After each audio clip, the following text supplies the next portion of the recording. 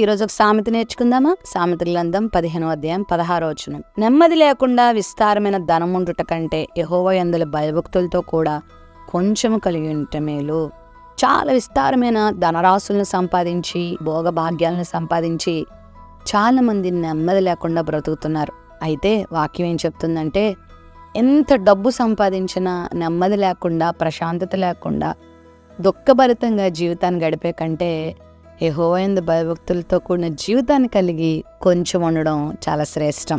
యెహోవా యందు భయభక్తులతో కూడిన జీవితం నీకు నెమ్మదినిస్తుంది, నీకు ప్రశాంతతనిస్తుంది, నీకు ఆదరణనిస్తుంది, నీకు ధైర్యాన్ని ఇస్తుంది, నీకు ఆనందాన్ని ఇస్తుంది.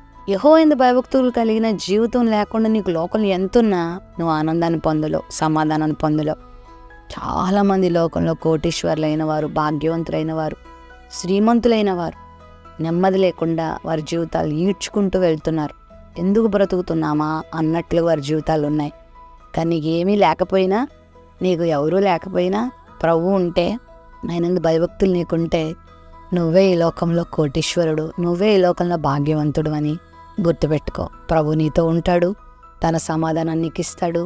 ఆయనతో కూడిన జీవితం ఫలవంతమైన జీవితం.